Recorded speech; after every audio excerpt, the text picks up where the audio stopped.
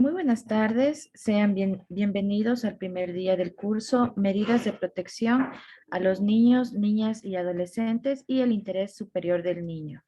Extendemos un saludo al doctor Carlos Cabrera y a todas las personas que se encuentran conectadas a este curso. Antes de iniciar, me permito realizar las siguientes indicaciones. Cada participante debe ingresar a la plataforma Zoom con su nombre y apellido, no usar sobrenombres. Con la finalidad de registrar su asistencia, en la sección del chat se publicará el link del registro al presente despliegue académico, hacer clic y completar correctamente los datos solicitados.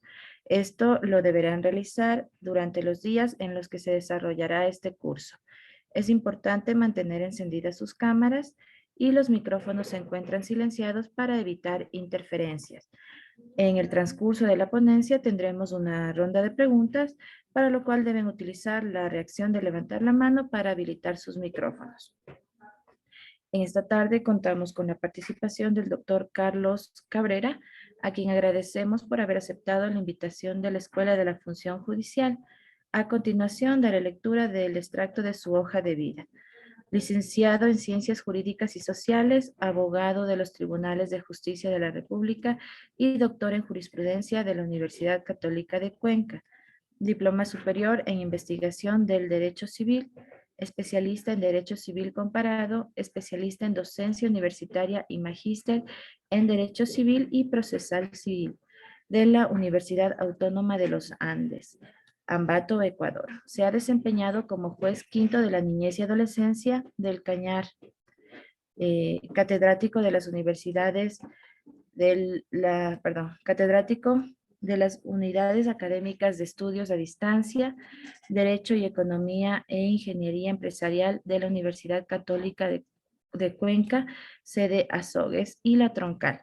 Secretario de la Unidad Académica de Ingeniería de Sistemas Eléctrica y Electrónica, Universidad Católica de Azogues. Vocal, vicepresidente y presidente de la Comisión de Promoción Electoral de la Junta Provincial Electoral del Cañar. Actualmente es juez provincial de la Sala de Familia, Mujer, Niñez, Adolescencia, Adolescentes Infractores y Laboral de la Corte Provincial de Justicia del Oro. Bienvenido, doctor. Muy buenas tardes, Alejandra, a los distinguidos compañeras, compañeros, funcionarios judiciales y de las demás entidades que asisten en este día de ponencia, de análisis del tema que vamos a desarrollar a continuación. Quiero primero agradecer a la Escuela de la Función Judicial por la oportunidad de dirigir este conversatorio con todas las personas que asisten a este evento, así como agradecer a quienes se han inscrito y a quienes están ya conectados, a quienes están presentes dentro de la sala a este curso virtual con la finalidad de desarrollar el programa que se ha trazado. Con ello, entonces, yo quisiera, y ya la compañera Alejandra nos ha expuesto cuáles son las reglas con claridad del desarrollo de esta audiencia y de esta ponencia. Yo quisiera, además, decir que tratándose del tema con el que contamos, que en este caso son las medidas de protección y el interés superior de la niñez y adolescencia, sobre todo que tengamos un intercambio de opiniones, de criterios, de experiencias a través de las intervenciones de ustedes con preguntas, con criterios, con intervenciones que realmente nos permitan aclarar un poco más este tema y sobre todo que se pueda evidenciar vivencias, experiencias de cada uno de nosotros en el desempeño de nuestras actividades. Porque para nadie es ajeno que muchas de las veces, dependiendo de ciertos lugares o de determinados jueces, pues hay opiniones diversas y divididas, sobre todo en cuanto se refiere a medidas de protección. Entonces, ¿qué mejor oportunidad para poder compartir entre nosotros esas vivencias y poder sacar conclusiones, mejores conclusiones en cuanto al tema a desarrollarse? Entonces, con ello, en cualquier momento, cualquiera de ustedes puede, pues levantando la mano, hacer uso de la intervención en este día de curso. Bien, el curso se ha trazado con el tema de, como ya se dijo, las medidas de protección y el interés superior de la niñez y adolescencia. Se ha trazado en los 3 días en la forma virtual, como está pactada, es decir, un total de 6 horas, para hablar sobre este tema, las medidas de protección, el interés superior del niño. Para ello, lo hemos dividido en 3 partes, precisamente para hacer uso de la ponencia en estos 3 días. La primera abordaremos sobre las medidas de protección en cuanto tiene que ver con su introducción, con su concepto, con su clasificación, con una visión al Sistema Nacional de Protección Integral de la Niñez y Adolescencia. Es decir, haremos un análisis general de lo que implica y cuál es el motivo, cuál es la razón o por qué existen en definitiva estas medidas de protección y cuál es el objetivo final en definitiva que persigue estas medidas de protección.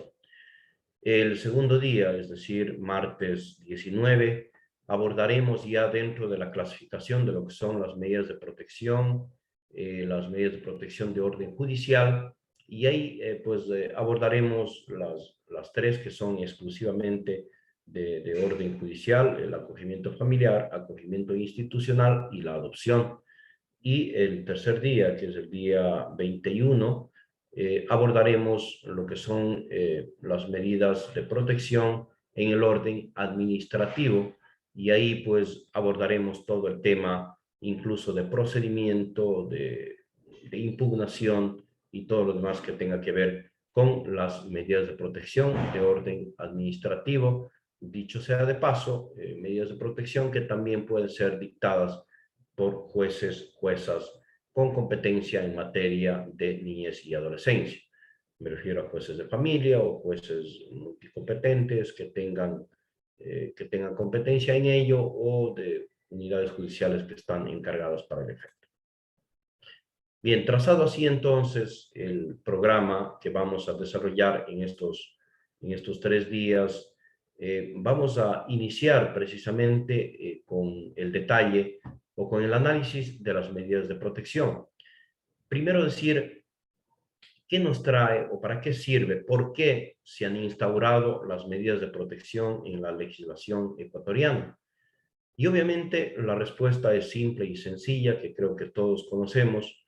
Se debe pues a que, como sus términos los dicen, el sistema judicial y el sistema administrativo, a través de los diferentes organismos encargados del tema de niñez y adolescencia, buscan es justamente la protección de los derechos de la niñez y adolescencia.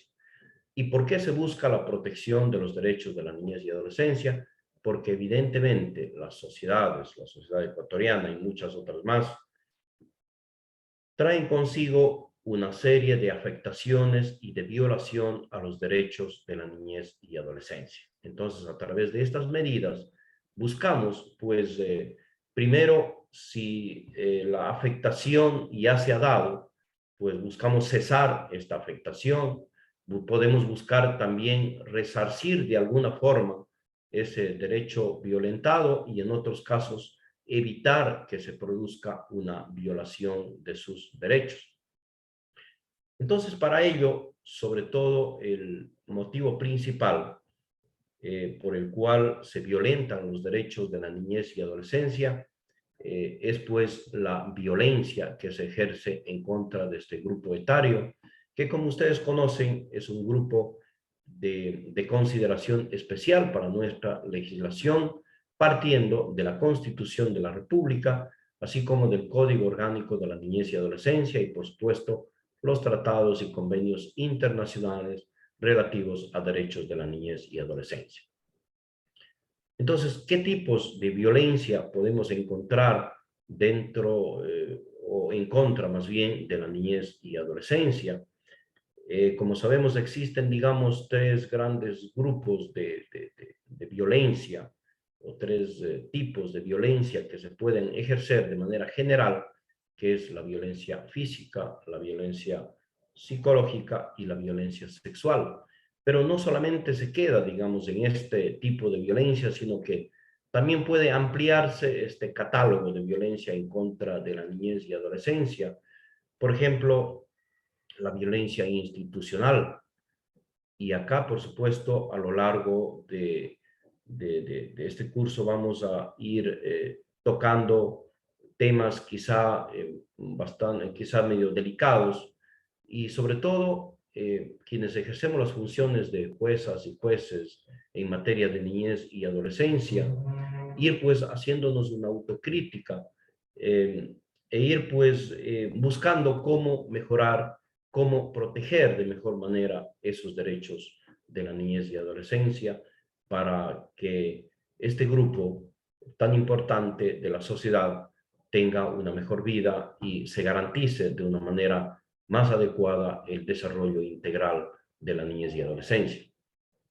Entonces, si me refiero a violencia institucional, podríamos pensar que desde la misma función judicial, los juezas y jueces, muchas de las veces evidentemente sin intención de hacerlo, pero podemos generar otro tipo de violencia, digamos, que afecte a sus derechos.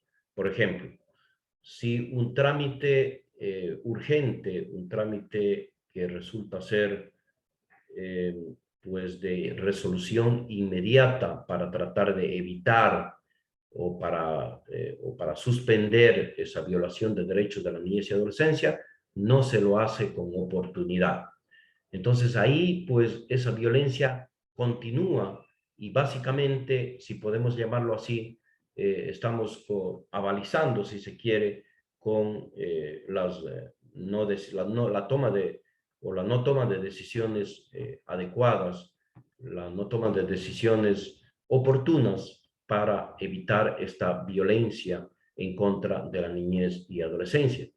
Y claro, todo el mundo sabemos y conocemos que muchos de los juzgadores, especialmente en materia de familia, seguramente en todas las partes del país, pero por ejemplo de manera puntual acá en la ciudad de Machala, pues la carga es bastante amplia para los jueces de familia y eso hace que evidentemente por esa misma carga no se pueda despachar con oportunidad los procesos, lo cual es absolutamente entendible.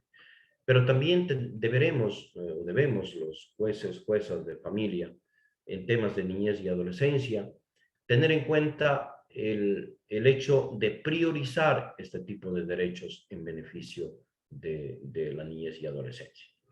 Entonces, obviamente nosotros quienes más como jueces, juezas, garantistas de los derechos de la niñez y adolescencia, debemos tomar las medidas que contempla la ley, pero no solamente tomar las medidas, sino hacerlo de manera oportuna, de manera adecuada, de manera directa, de manera eficaz, para que realmente la niñez y adolescencia se sienta protegida por nuestras acciones como garantes del debido proceso, como garantes de los derechos de la niñez y adolescencia.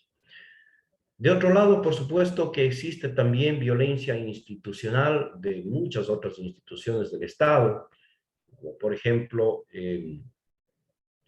si un niño o niña adolescente acude a una institución de salud, a un hospital, un centro de salud público, y no existen medicinas, por ejemplo, para solventar su enfermedad, evidentemente que constituye un tipo de violencia. Y así por el estilo podríamos enumerar muchas otras más de parte de varias instituciones que no precisamente van en el camino del interés superior del niño, como también lo vamos a tratar más adelante, sino que más bien contribuyen a afectar sus derechos que de por sí, obviamente, ya son afectados por la violencia que ejercen, sobre todo por las tres primeras que dijimos, violencia física, sexual o psicológica. Pero también puede haber otro tipo de violencia, como la violencia de género, la violencia étnica o la violencia patrimonial, la violencia política, la violencia social, la violencia racial. Es decir, existe una serie de formas en las que se pueda violentar los derechos de la niñez y adolescencia. Y el primer llamado, por supuesto, a evitar este tipo de violencia es el Estado, ¿cierto? Y cuando nos referimos al Estado, por supuesto, es un conjunto, es el Estado completo a través de sus 5 funciones que tiene que buscar precautelar este derecho, cada uno en el ámbito de sus competencias. Principalmente el Ejecutivo a través de las políticas que debe definir para evitar esta violencia, o a través del legislativo que debe emitir las leyes necesarias para pues, disminuir este tipo de violencia, o a través de la judicial que debe tomar las decisiones adecuadas, o a través de la electoral que, por ejemplo, debe evitar la violencia política en época de campaña, etcétera. Es decir, son todas las instituciones que tienen que estar concatenadas con la finalidad de, de buscar el bienestar de la niñez y adolescencia. Entonces, frente a este panorama generalizado que lo he mencionado, los tipos de violencia, obviamente la ley contempla que una de las formas de evitar, de suspender o de precautelar que no se violenten derechos de la niñez y adolescencia es a través de las medidas de protección. Y entonces, para ello debemos partir realizando un breve análisis de lo que implica la violencia en contra de la niñez y adolescencia. Y para ello nos vamos a referir a algunas recomendaciones que ha hecho la Asamblea Nacional en relación a la violencia sexual contra niños, niñas y adolescentes, particularmente en el caso Ampetra. Recordemos que la Asamblea Nacional para el periodo 2017-2021, precisamente en 2017, conformó la Comisión Especializada Ocasional denominada Ampetra, que tiene la finalidad de investigar los casos de abuso sexual a niñas, niñas y adolescentes, de manera particular en escuelas y colegios del país. Acá entonces con ello, obviamente, también podremos ver entonces que existe una violación, una violencia más bien en el ámbito de la educación. Y como no, en nuestro país, desde hace algunos años han existido graves denuncias, sobre todo en contra de profesores, de maestros, de maestras que obviamente, a más de ejercer una violencia física o social, incluso se ha existido violencia de orden sexual, lo cual evidentemente es gravísimo, mucho más aún viniendo de quienes están encargados de la educación de la niñez y adolescencia. Entonces, preocupados por esta problemática dentro de lo que constituye este tipo de violencia en instituciones educativas, es que se creó esta comisión con la finalidad de realizar el respectivo análisis. Y obviamente ya se ha emitido el pronunciamiento, el cual pues agregó sentido al diagnóstico del Sistema Nacional Descentralizado de Protección Integral a la Niñez y Adolescencia, que desde hace mucho tiempo se veía y se hacía necesario, y que esto se llevó a cabo por iniciativa del Consejo Intergeneracional de Igualdad, con el apoyo del Fondo de las Naciones Unidas para la Niñez y Adolescencia, UNICEF. Recordemos que a pesar de los avances en las primeras décadas o en las últimas décadas quizás del siglo pasado, pero sobre todo en estas primeras décadas de este siglo, más allá de demostrar una falencia y falta de preparación generalizado de los organismos de políticas públicas para niñez y adolescencia, el caso Ampetra y otros tantos de violencia se han encargado de traer a la superficie una fase quizá un tanto perversa, aunque no sea intencional, de nuestro sistema, que es la revictimización de niños, niñas y adolescentes en espacios destinados a su protección. Yo creo que este es un tema sumamente delicado, la revictimización, que en el caso de la niñez y adolescencia, indudablemente, pues se utiliza o indudablemente existe dentro, sobre todo, de los trámites de orden judicial. Y este ya es un tema que atañe de forma directa a los juzgadores, a los jueces de familia, de mujer, de niñez, adolescencia, bueno, particularmente en este caso de niñez y adolescencia, de evitar esa revictimización, sobre todo cuando se traten en procesos especialmente de orden, delitos de orden sexual o incluso de violencia física o psicológica que se siguen. Pues para nadie es desconocido que muchas de las veces los niños, niñas y adolescentes, a más del dolor que les cuesta o el dolor que sienten el hecho de haber sufrido una violencia en contra de su integridad física, de su integridad psicológica o de su integridad sexual, tienen además que volver a repetir volver a contar esas vivencias, esa mala vivencia, esa mala experiencia, esa dramática experiencia, volver a contar una y varias veces a muchas personas, a los operadores de justicia, a los auxiliares de los operadores de justicia, a fiscalía, a los abogados que llevan el caso, etc. Entonces, debemos pues nosotros como juzgadores buscar la forma de evitar a toda costa la revictimización, teniendo en cuenta que obviamente la niñez y adolescencia es un grupo que necesita una protección especial y por lo tanto yo creo que ninguna, igual ocurre con la mujer cuando es violentada, ¿no? Derechos de la violencia contra la mujer y familia, también debe evitarse esta revictimización, pero mucho más si se trata de la niñez y adolescencia, que son seres humanos que evidentemente no tienen el suficiente desarrollo físico ni psicológico para entender la gravedad, digamos, de la situación en este caso. Entonces, el tema de preocupación acá ha sido la revictimización que nosotros lo compartimos, digamos, en este espacio y obviamente señalamos que nosotros como operadores de justicia estamos en la obligación de evitar aquello. Prepararnos entonces para cumplir el compromiso asumido con la firma de la Declaración del Desarrollo Sostenible, denominado la erradicación de todas las formas de violencia contra niños y adolescentes, requiere una mirada crítica de las capacidades institucionales. Requiere también una mirada crítica, que es lo que precisamente estamos diciendo, ¿no? Con relación a los operadores de justicia, pero obviamente también debe haber una crítica a las demás instituciones, sobre todo al Poder Ejecutivo, que es el que toma las decisiones, en este caso, para buscar en la mejoría siempre en los derechos de las niñas y adolescencia.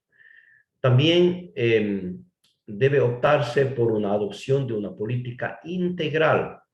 Yo creo que este tema debe tenerse muy en consideración cuando hablamos de política integral o cuando hablamos de reparación integral. Nos referimos a que debe ser de manera completa, no es solo establecer quizá por parte del Estado una política específica, una política única, sino más bien debe siempre, a través de las políticas que emita el Estado, buscarse una que sea de carácter integral, que resuelva los problemas de la niñez y adolescencia de manera integral. Así como el fortalecimiento del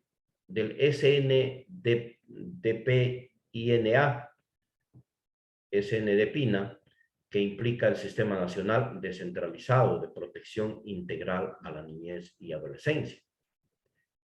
Entonces, con ello, obviamente, adoptando estas cuestiones principales, buscaremos mejores días, digamos, para la niñez y adolescencia.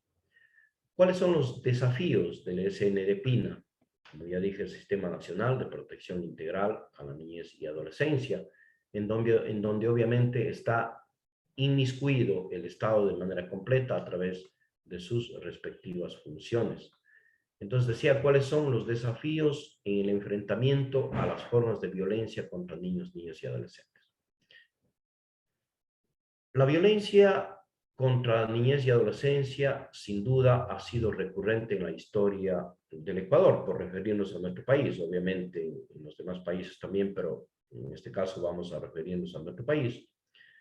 Y por muchos años, a través de todos los tiempos, quizá, por ejemplo, la violencia sexual y sus otras modalidades han quedado encubiertas en el llamado, entre comillas, secreto de familia, como es el caso de abuso sexual o de violación. Porque para nadie es ajeno que la mayor parte, no digo todas, pero la mayor parte de violencia, abuso sexual o de violación proviene del círculo familiar, proviene del grupo familiar de donde es el niño, niña o adolescente. O también en la justificación de que es, asimismo, entre comillas, un fenómeno cultural, como es el caso de la violencia física. Para nadie es ajeno que incluso a través de memes, por ejemplo, se suele decir en tono, pues en tono chistoso, dice, en nuestros tiempos el mejor psicólogo era este, ¿no es cierto? Y se pone, qué sé yo, una correa o algún implemento con el que nuestros padres solían castigarnos físicamente, ¿verdad? Y claro, dice, ahora el psicólogo es otro, se necesita del psicólogo y todo lo demás. Pues realmente este fenómeno cultural, como se denomina, si bien es cierto, puede tener algún tipo de explicación o buscar algún tipo de explicación. Sin embargo, hoy en día la realidad es que la Constitución ni la ley permite, ¿no es cierto?, la violencia física en contra de la niñez y adolescencia, provenga de quien provenga. Para ello, la Convención sobre los Derechos del Niño y los otros tratados internacionales, así como el Código Orgánico de la Niñez y Adolescencia y legislaciones complementarias, instituyen los derechos a la protección, así como la obligación del diseño del sistema de protección. Se establecen para ello metas para la eliminación de violencia, ¿cierto? Ese es el objetivo principal. ¿Cómo eliminamos? Yo creería que eliminar, pues, es un término muy ambicioso, ¿no? Al menos cómo disminuimos drásticamente la violencia en contra de niños, niñas y adolescentes. Pero esos impactos de las metas para la eliminación de la violencia realmente son poco conocidos por la falta de un sistema de monitoreo efectivo. Es decir, se lanzan, pero finalmente no se observan los resultados finales que se ha obtenido de ello. Sin embargo, el balance de las denuncias generadas a partir de la campaña Ecuador no dice más, nos muestra una dura realidad. Los niños y niñas siguen siendo violentados, ya sea física, sexual o psicológicamente, en los hogares, en las comunidades, en las escuelas, en el entorno familiar y en cualquier otro lugar en donde aquello se desarrolla. En conclusión, los esfuerzos han tenido poco éxito o han sido esfuerzos muy incipientes, pues Ecuador no cuenta con una política de protección integral de niños, niñas y adolescentes que incluya un componente de prevención capaz de reducir los casos de violencia contra niños, niñas y adolescentes, a pesar de que se cuenta con directrices establecidas, como por ejemplo el artículo 193 del Código Orgánico de la Niñez y Adolescencia, como las propuestas de política formuladas en las agendas de niñez y adolescencia que fueron aprobadas. Al respecto del Comité de los Derechos del Niño, en observaciones finales sobre los informes del Comité de Derechos del Niño del año 2017, recomendó que el Estado ecuatoriano adopte una política y una estrategia nacionales integrales destinadas específicamente a hacer efectivos los derechos del niño, niña y adolescente de conformidad con la Convención y sus 2 primeros protocolos facultativos. Además, en su recomendación, el comité destaca situaciones de cómo niños en conflictos armados y venta de niños, prostitución infantil y utilización de niños en pornografía, que estamos hablando ahí obviamente de otros delitos también gravísimos que se cometen en contra de niños, niñas y adolescencia, como el hecho de conflictos armados. Recién el día de hoy escuchaba en las noticias de que en la ciudad de Guayaquil 2 niños de entre 9 y 10 años fueron asesinados por sicarios, únicamente como se denominan en calidad de víctimas colaterales, es decir, por disparar a la casa en donde también estaban los niños, obviamente en contra de una persona adulta, se ha violentado y se ha quitado la vida a estos 2 niños de corta edad, que obviamente da cuenta de la violencia que se ejerce en contra de aquellos. La venta de niños, que ha sido un tema por siempre, pues que ha estado presente en nuestra sociedad, venta de niños que sabemos es para prostitución, para venta de órganos, etc. Y por supuesto la prostitución infantil y utilización de niños en la pornografía, de los cuales se utilizan las personas mayores, aprovechando de la inocencia que muchas de las veces, sobre todo dependiendo la edad, son los niños, niñas y adolescentes. Pero sin embargo, el comité concluye que esta política debe incluir a todos los niños del Estado parte y todos los aspectos que comprende la Convención. En el informe alternativo a la implementación de la Convención sobre los Derechos de los Niños, la sociedad civil recomienda restituir el Plan Decenal de Protección Integral de la Niñez y Adolescencia, considerando que es un compromiso asumido por el Estado ecuatoriano como parte de la Convención sobre los Derechos de la Niñez y Adolescencia. No hay duda de que el Estado demuestra su preocupación. Así, por ejemplo, debemos destacar en el Plan de Desarrollo Toda una Vida, realizada por Exemplades en el año 2017, en donde se planteó la importancia del ejercicio pleno de los derechos de niñas, niños y adolescentes. Y el objetivo 1 es garantizar una vida digna con iguales oportunidades para todas las personas, incluso desde la concepción. Al reiterar los principios constitucionales en los que se garantiza la protección integral y la protección especial a través del sistema de inclusión y equidad social que debe aplicarse por medio de sistemas especializados. Con los aportes del Pacto por la Niñez y Adolescencia, este plan que nos referimos asegura que es fundamental el fortalecimiento del Sistema Nacional de Protección Integral de la Niñez y Adolescencia.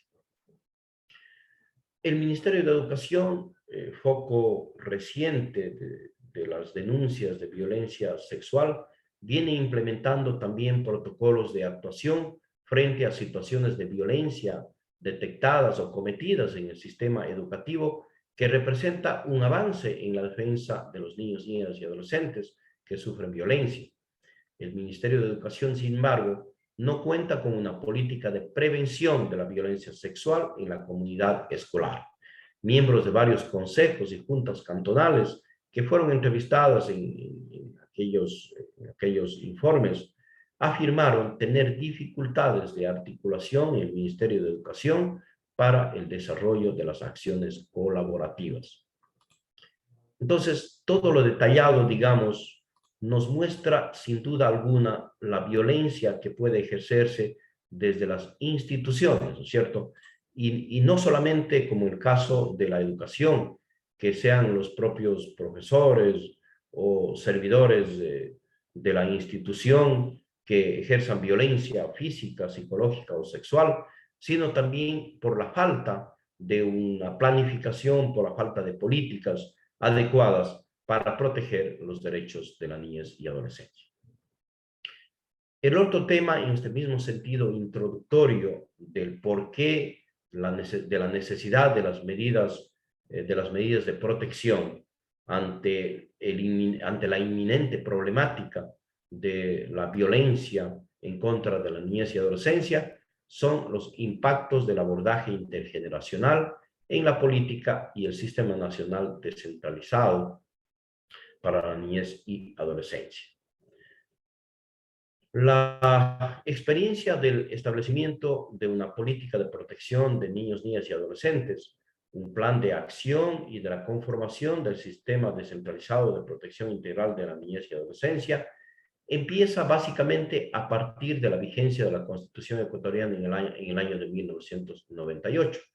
Allí pues ya se empieza, digamos, a dar forma a los derechos de la niñez y adolescencia a través de una serie de instrumentos que obviamente han constituido un avance significativo, pero lo que queremos decir es que aún no es suficiente.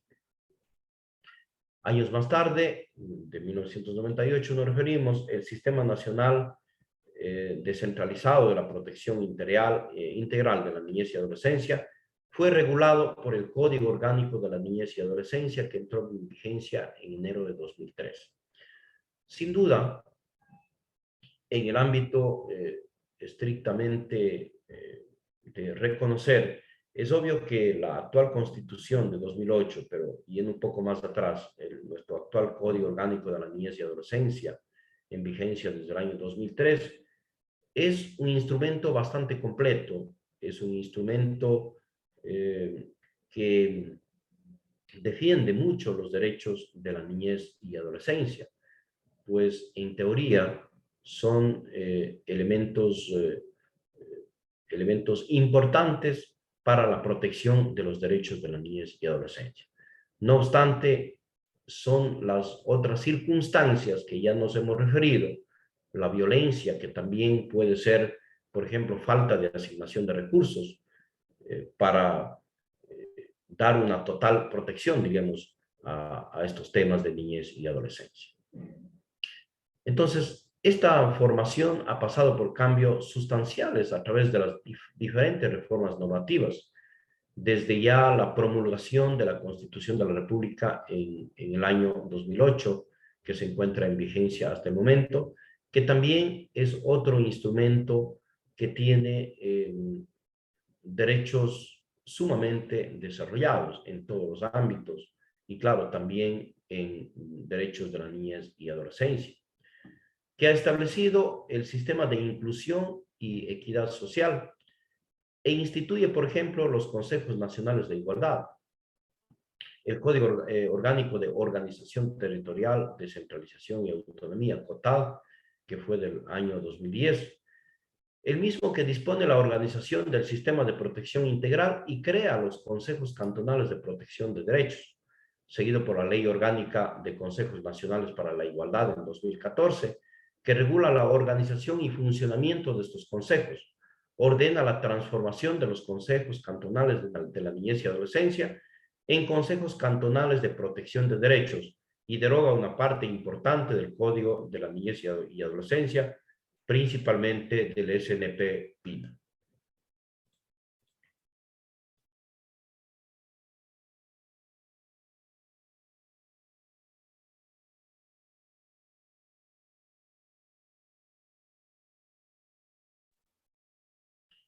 Como vemos entonces, realmente en el desarrollo de leyes a través de la Constitución, del Código Orgánico de la Niñez y Adolescencia, del COTAD y todos los demás que he mencionado, y sobre todo la creación ahora de las juntas cantonales de derechos, que tienen un papel preponderante en el campo administrativo, por ejemplo, para emitir las medidas de protección de ese orden y para tomar varias decisiones, ¿no es cierto?, que finalmente busquen el desarrollo de la niñez y adolescencia.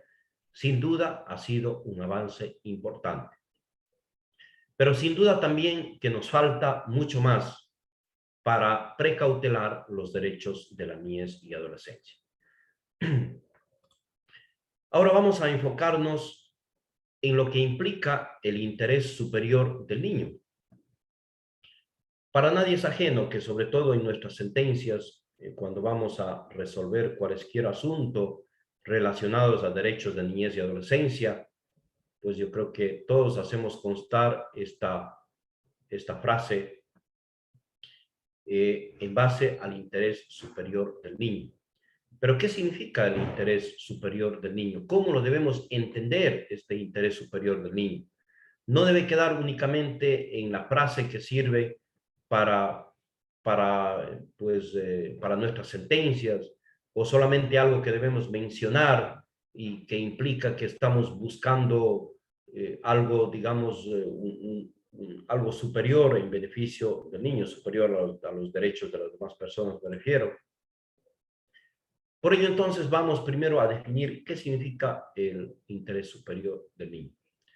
Conceptualmente, es un principio que está orientado a satisfacer el ejercicio efectivo del conjunto de los derechos de los niños, niñas y adolescentes, e impone a todas las autoridades administrativas y judiciales y a las instituciones públicas y privadas el deber de ajustar sus decisiones y acciones. Yo creo que en ello engloba dos cosas principales. La primera, satisfacer el ejercicio efectivo del conjunto de derechos de la niñez y adolescencia, y la imposición a autoridades públicas, privadas, administrativas y judiciales de ajustar sus decisiones y acciones en favor de la niñez y adolescencia. Por ahí, digamos, es el tema del interés superior del niño.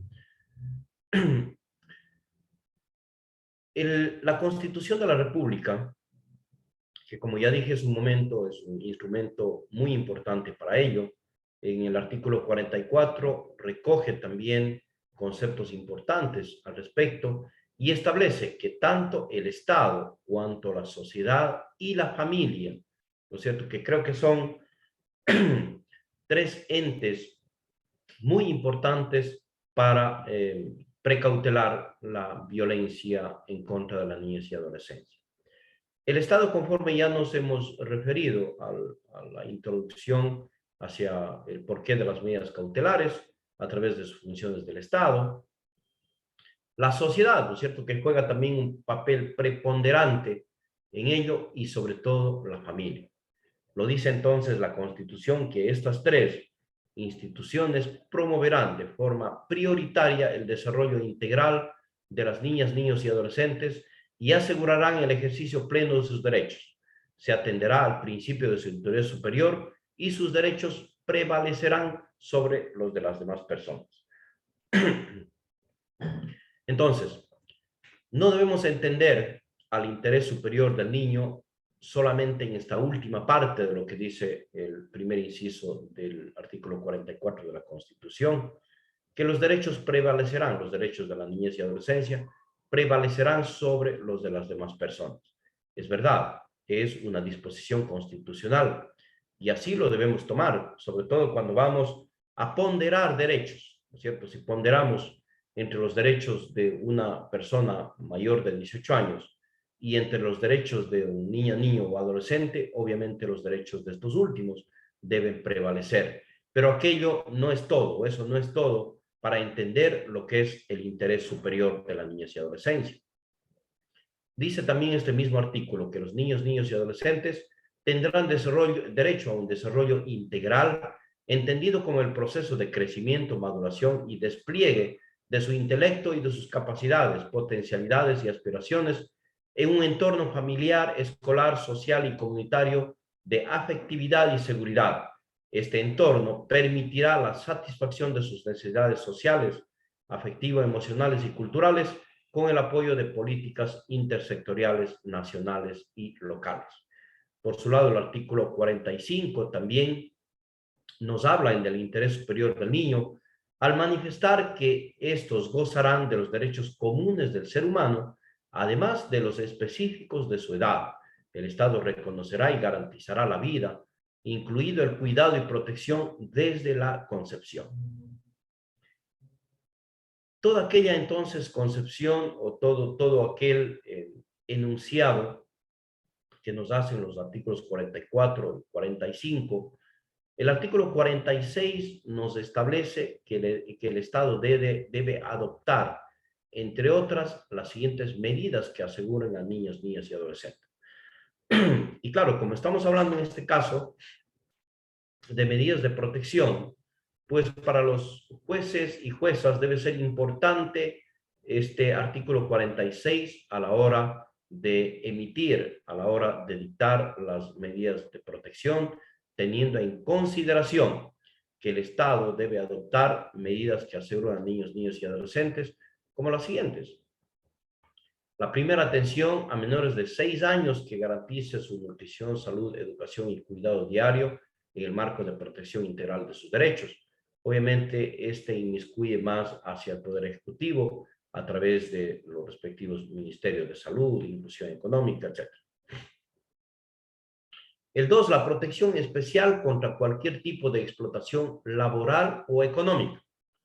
Y aquí ya no solamente depende del Ejecutivo, acá ya depende también de las demás funciones del Estado y, por supuesto, depende también de los operadores de justicia, porque este numeral dice además que se prohíbe el trabajo de menores de 15 años y se implementarán políticas de erradicación progresiva del trabajo infantil. Pregunta, obviamente, ¿acaso no vemos a diario en las calles o en cualquier lugar trabajando a niñas, niños y adolescentes menores de 15 años? Y la verdad es que sí. Claro, no digo que dependa aquello de los operadores de justicia, para nada. Esta es una política del Estado, pero los juzgadores, en el momento que tengamos que evitar o que suspender este tipo de actividades, deberíamos hacerlo sin dudar. El Estado también garantiza, o la Constitución más bien determina, que el trabajo de adolescentes será excepcional y no podrá conculcar su derecho a la educación ni realizarse en situaciones nocivas o peligrosas para su salud o desarrollo personal. Pero vemos que realmente esto muy poco se cumple en relación a este numeral 2 del artículo 46 de la Constitución. El 3 es atención preferente para la plena integración social de quienes tengan discapacidad. El Estado garantizará su incorporación en el sistema de educación regular y en la sociedad. Si ya de por sí el grupo de la niñez y adolescencia, digamos, es un grupo etario que requiere mayor esfuerzo del Estado, de la sociedad, para garantizar sus derechos a que no sean violentados, sin duda, quienes además de ello tengan discapacidad, pues se vuelve mucho más complejo. Y es el Estado quien debe garantizar aquello, sobre todo en el ámbito de la educación y en todo lo demás, en la sociedad. Pues para nadie era desconocido también que hasta hace no mucho tiempo, sobre todo niñas y adolescentes, tenían, por ejemplo, escuelas especiales para su educación, porque consideraban que no podrían educarse de manera conjunta con los demás niños, niñas y adolescentes en las escuelas comunes, escuelas públicas, privadas, etc. Lo cual evidentemente es un error, y a través de la inclusión, poco a poco se ha ido dando, pues, a las personas que tienen discapacidad, sobre todo niñas y adolescentes, le debemos tratar como iguales en todo momento. Y ellos tienen el mismo derecho a la educación y el mismo derecho a acceder a las instituciones educativas, de salud, etcétera, y otros, y no hacer distinción de ninguna naturaleza, ingresando en escuelas especiales para el efecto. Claro, comprendemos que de pronto, dependiendo de la discapacidad, por ejemplo, una discapacidad psíquica, psicológica, va a dificultar de que pueda ir con el aprendizaje normal de las demás personas, o con el aprendizaje que está diseñado en los planes y programas de educación. Sin embargo, pues mucho puede aprender estos niños, niñas y adolescentes de las demás personas, que además se debe buscar que traten con igualdad. Y claro, si decíamos hace un momento que la violencia se ejerce muchas de las veces desde las instituciones de educación, como son escuelas y colegios, mucho más si es en contra de personas con discapacidad, puede acentuarse esta violencia. Y no solamente en contra de personas que tengan discapacidad, sino también en contra de otras personas a través del ahora denominado bullying, ¿no es cierto?, que es esa agresión física y sobre todo psicológica a ciertas personas por determinadas condiciones que hacen que tengan graves problemas y que es el Estado, a través de las instituciones educativas, Ministerio de Educación, deben propender a dar solución. El 5 es la prevención contra el uso de estupefacientes y psicotrópicos y el consumo de bebidas alcohólicas y otras sustancias nocivas para la salud. Obviamente, esa es una potestad específicamente del Poder Ejecutivo. Atención prioritaria en caso de desastres, conflictos y todo tipo de enfermedades, de emergencias.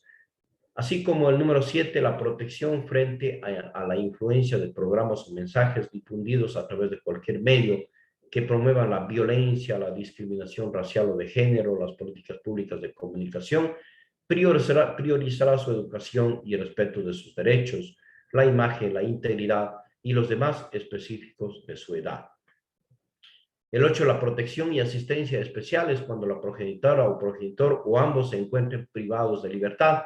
Creo que este es otro de los problemas bastante complicados, bastante graves. Los hijos de los denominados PPL, personas privadas de libertad. Hay muchos de los casos en que los dos progenitores están privados de libertad o a su vez el uno de ellos, al menos, están privados de libertad y eso pues hace que este grupo, estos niños, niñas y adolescentes que están en esas condiciones requieran de asistencia especial por parte del Estado. Y el 9, la protección, cuidado y asistencia especial cuando sufra enfermedades crónicas y degenerativas. Otro aspecto también complicado, grave, sobre todo en la actualidad de cuando las instituciones públicas dedicadas a la salud carecen de suficientes recursos económicos y para nadie es ajena la realidad de que no existe medicinas en cantidades suficientes y menos cuando se trata de enfermedades crónicas o degenerativas. Y eso si se trata de niñez y adolescencia, obviamente los problemas se agravan mucho más. El otro tema es sobre el mismo principio de interés superior del niño, de cuáles son su origen y sus proyecciones. El principio del interés superior del niño no es nuevo y su aparición en el derecho internacional es en el extenso uso que este principio se ha hecho en los sistemas jurídicos nacionales.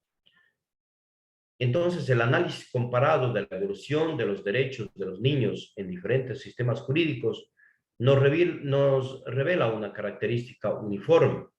El reconocimiento de los derechos de la niñez y adolescencia ha sido un proceso gradual desde una primera etapa en que fueron personas prácticamente ignoradas por el derecho y solamente se protegían jurídicamente las facultades, generalmente muy discrecionales de los padres.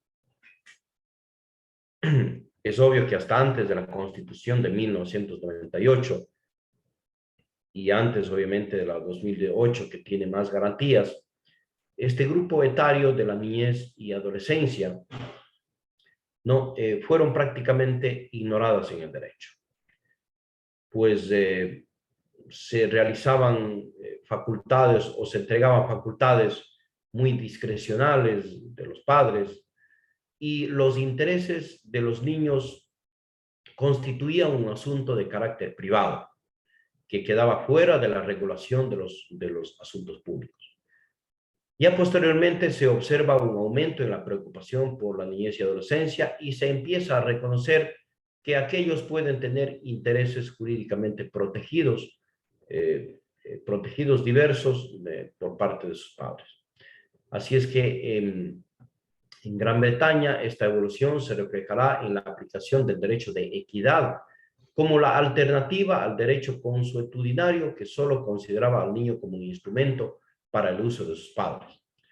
Cuando los niños eran considerados meros objetos dependientes de sus padres o de la arbitrariedad de la autoridad, el principio fue importante para resaltar la necesidad de reconocer al niño su calidad de persona.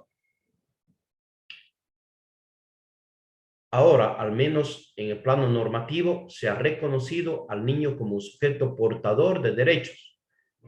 El principio debe ser un mecanismo eficaz para oponerse a la amenaza y vulneración de los derechos reconocidos y promover su protección igualitaria.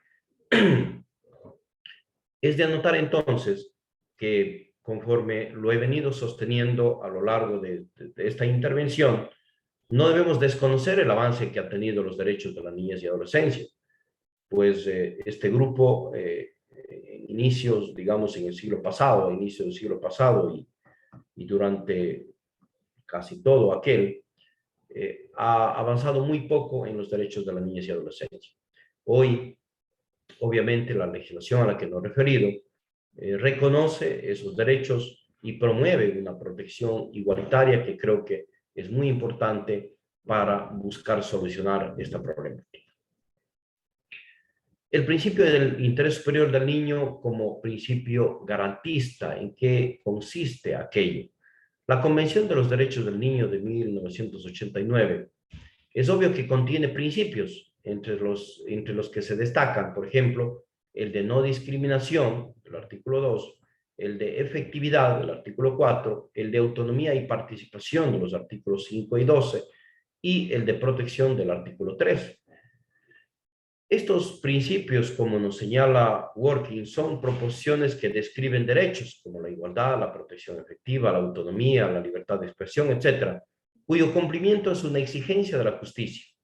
Los principios en el marco de un sistema jurídico basado en reconocimiento de los derechos puede decirse que son derechos que permiten ejercer otros derechos y resolver conflictos entre los derechos igualmente reconocidos. Entendiendo entonces de este modo la idea de los principios, la teoría supone que ellos se imponen a las autoridades, esto es, son obligatorios, especialmente para las autoridades públicas y que van dirigidos precisamente en contra de ellos o hacia ellos. En consecuencia, nada más lejano al sentido de lo que aquí llamamos interés o el principio del interés superior del niño. Creer que el interés superior del niño debe meramente inspirar las decisiones de las autoridades. Pues no.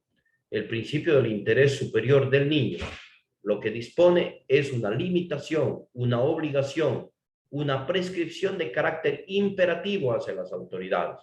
Más aún si en este contexto analizamos el artículo 3.1 de la Convención que dice: en todas las medidas concernientes a los niños que tomen las instituciones públicas o privadas de bienestar social, los tribunales, las autoridades administrativas o los órganos legislativos, una consideración primordial a que se atenderá será el interés superior del niño.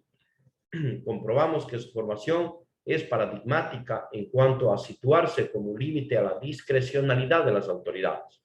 En todas las medidas concernientes a los niños que tomen las instituciones públicas o privadas de bienestar social y las demás instituciones que lo mencionamos, debe atenderse a este principio del interés superior del niño. En conclusión, debemos señalar que la disposición del artículo 3 de la Convención constituye un principio que obliga a todas las autoridades e incluso a las instituciones privadas a estimar el interés superior del niño como una consideración primordial para el ejercicio de sus atribuciones, no porque el interés del niño sea un interés considerado socialmente como valioso o por cualquier otra concepción de bienestar social o la de bondad, sino que, y en la medida que los niños tienen derechos que deben ser respetados, o dicho de otro modo, que los niños tienen derechos a que antes de tomar una medida respecto de ellos, se adopten aquellos que promuevan y protejan sus derechos y no las que los conculquen. Entonces, para enlazar en definitiva con lo que se ha venido sosteniendo hace un momento, yo hablaba de la violencia institucional y decía que los jueces y juezas que resolvemos temas de niñez y adolescencia debemos tener muy en cuenta de tomar las decisiones oportunas, adecuadas y eficaces para evitar o suspender la violación de derechos de la niñez y adolescencia.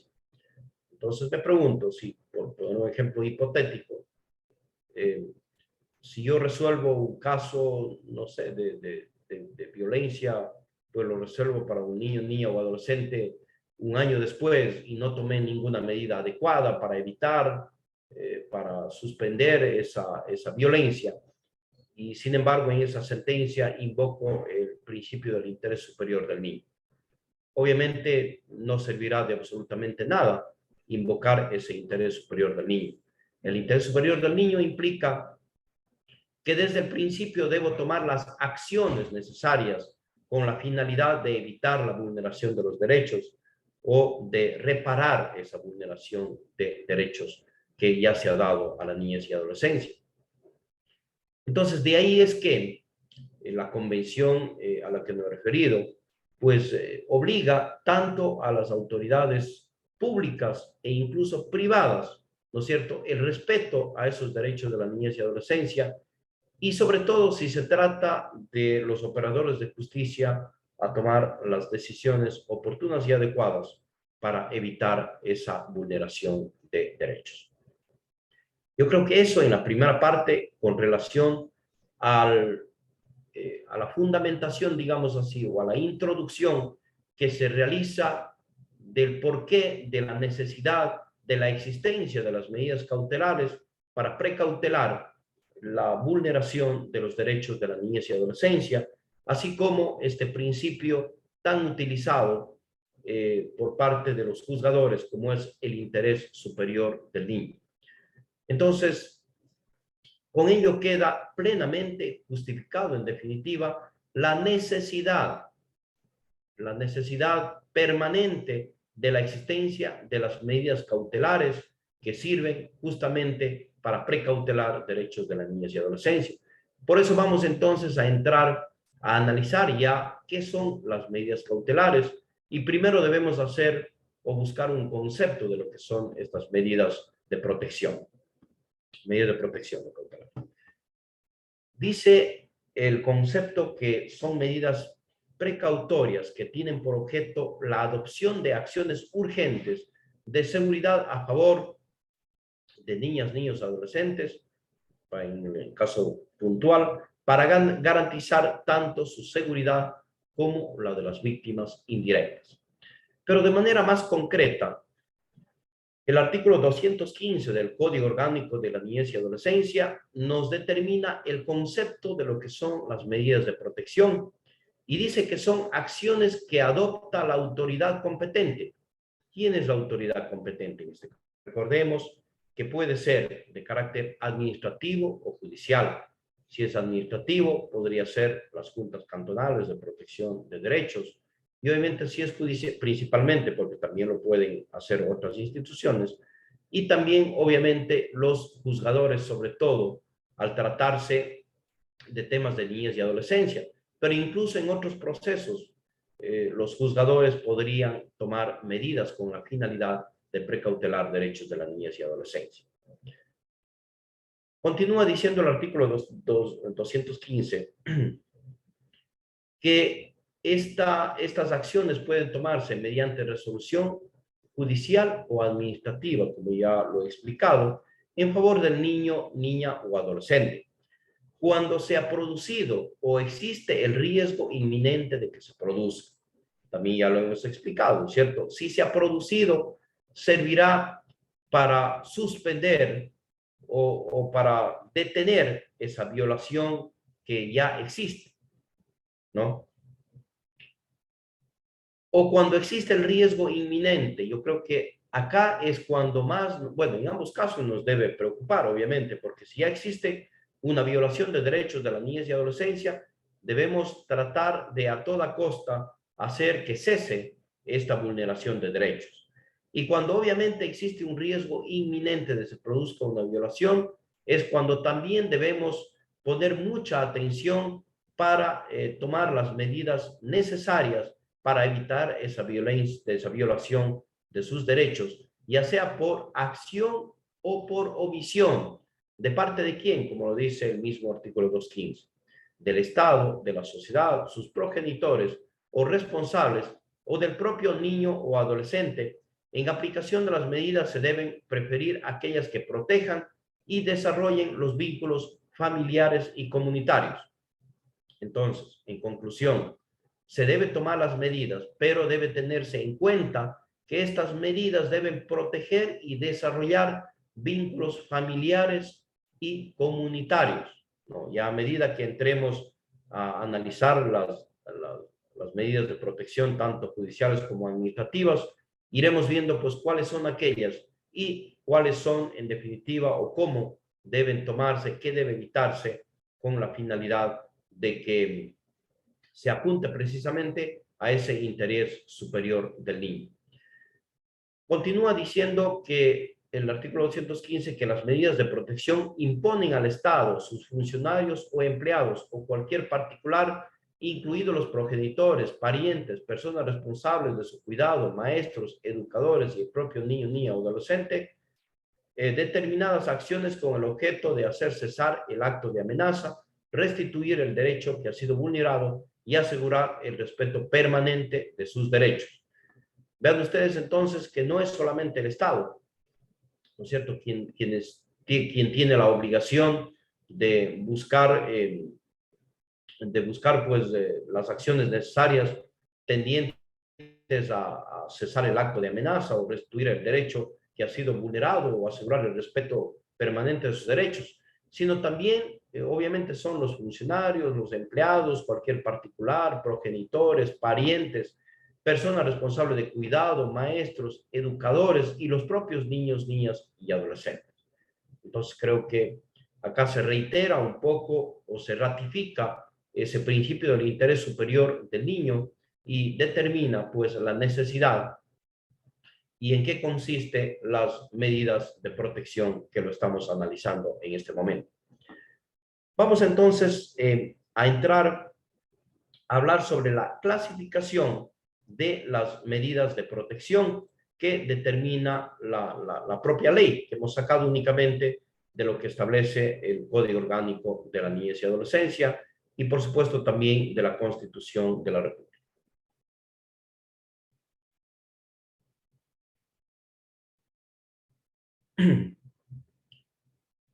La Constitución de la República en el artículo 66, cuando nos habla de los derechos de libertad, dice que se reconoce y se garantiza a las personas. El literal que refiere al presente caso. Una vida libre de violencia en el ámbito público y privado. El Estado adoptará las medidas necesarias para prevenir, eliminar y sancionar toda forma de violencia, en especial la ejercida contra las mujeres, niñas, niños y adolescentes, personas adultas mayores, personas con discapacidad y contra toda persona en situación de desventaja o vulnerabilidad. Idénticas medidas se tomarán contra la violencia, la esclavitud y la explotación sexual. Un poco literal B del artículo 66 nos ratifica lo que ya hemos mencionado con anterioridad, de que es el Estado quien debe adoptar todas las medidas necesarias, ya sea para prevenir, para eliminar y también para sancionar a toda forma de violencia. De manera especial, y para el caso en análisis, la que se ejerce en contra de niñas, niños y adolescentes. Cuando nos dice que adoptará todas las medidas necesarias, obviamente dentro de ellas pueden, o de hecho, ¿no?, están las medidas de protección de las que estamos hablando a través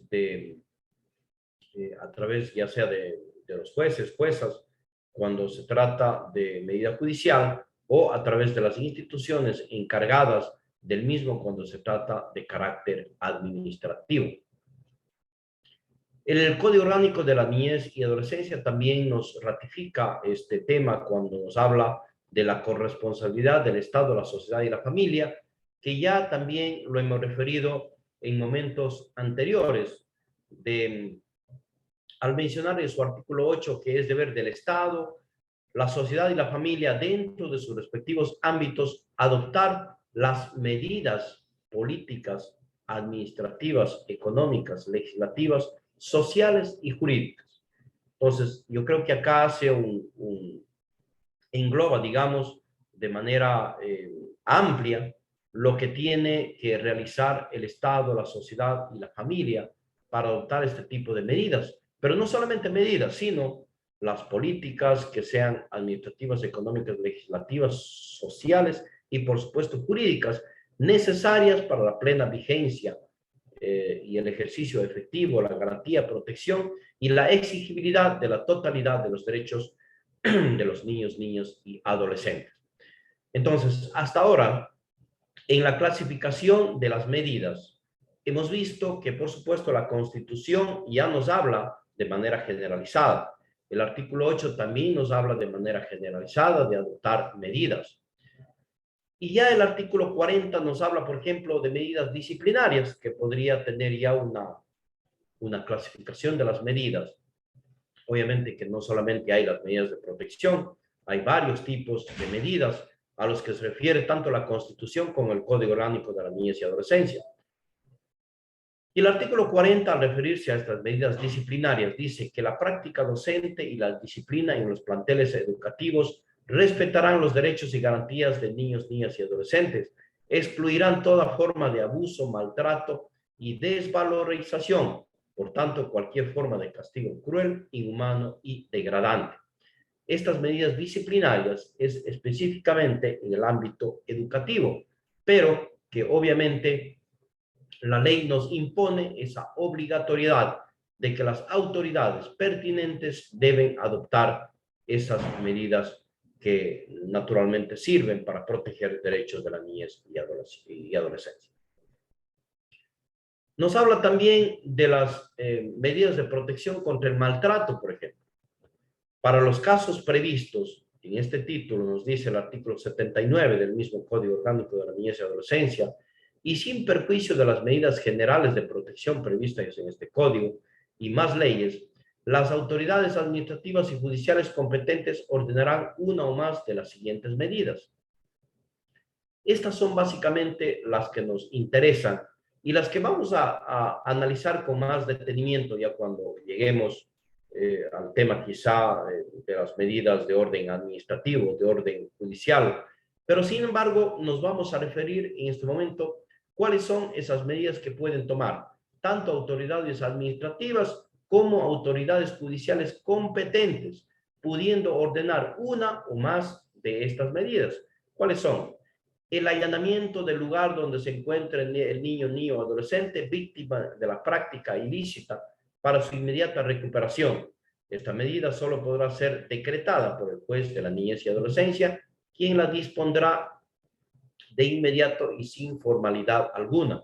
Entonces, una primera situación, digamos, el allanamiento por obvias razones de orden jurídico, ¿cierto? Es competencia únicamente del juez o jueza que esté en conocimiento de la causa, ordenar el allanamiento del lugar donde se encuentra el niño, niño, adolescente, víctima de la práctica ilícita, sobre todo en temas de recuperación que nos abre el artículo 125 del mismo Código Orgánico de la Niñez y Adolescencia. Esta primera de competencia únicamente de jueces de la materia. La dos, que también obviamente es de competencia de jueces y juezas, es sobre todo el acogimiento institucional, pero acá también está la custodia familiar que puede ser dado a nivel administrativo. El 3, la inserción o reinserción del niño, niño o adolescente y su familia en un programa de protección y atención, es otra de las medidas que se podría dar. El 4, la concesión de boletas de auxilio a favor del niño, niño o adolescente en contra de la persona agresora. Creo que es una de las medidas de protección más utilizadas, no solamente en temas de niñez y adolescencia, sino también, por ejemplo, en temas de violencia en contra de la mujer y la familia.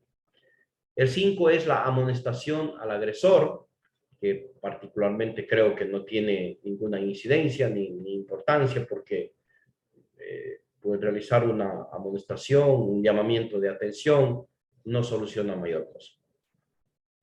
El 6, la inserción del agresor en un programa de atención especializada, especialmente, obviamente, de la persona de quien haya agredido y especialmente cuando son del mismo grupo, del grupo familiar, esto es, progenitores, padre, madre, hermanos, etcétera, que deben insertarse en un programa de atención especializada con la finalidad de entender de que la violencia de ninguna naturaleza no es buena para el desarrollo de los niños y adolescentes.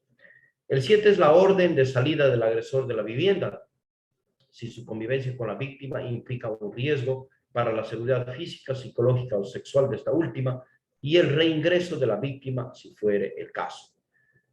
Creo que esta es una de las medidas que también se utilizan en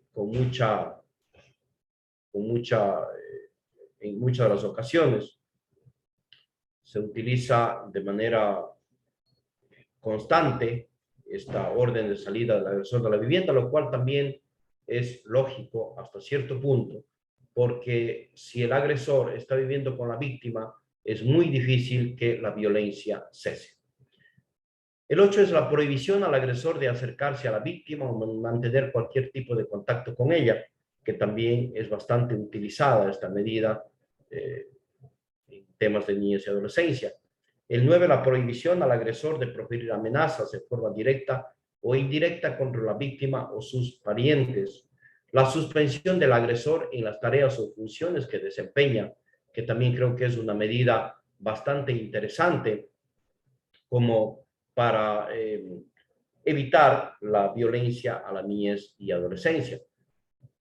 Por ejemplo, si se da violencia en el ámbito de la educación, como ya lo hemos referido, lo menos que podría hacer la autoridad pertinente es suspender al agresor en sus tareas o funciones que desempeña, y no que sea el niño quien por miedo, por temor, tenga que a lo mejor abandonar la institución educativa. Pues obviamente tiene que ser el agresor quien debe ser suspendido y no que el niño o niña suspenda clases. El 11 es la suspensión del funcionario de la entidad o establecimiento donde se produjo el maltrato institucional mientras duren las condiciones que justifica la medida. ¿No es cierto? Eso ya lo podrán determinar las autoridades administrativas o judiciales hasta cuándo debe durar esa suspensión del funcionamiento incluso de la entidad o del establecimiento donde se produce el maltrato institucional, ¿no? En este caso, si es un colegio, si es una escuela, si es alguna institución pública en donde se maltrate a la niñez y adolescencia, puede incluso suspenderse su funcionamiento hasta que duren las condiciones que justifican la medida, ¿no? Hasta que se realice algún tipo de análisis, de investigación para tratar de tomar alguna decisión final.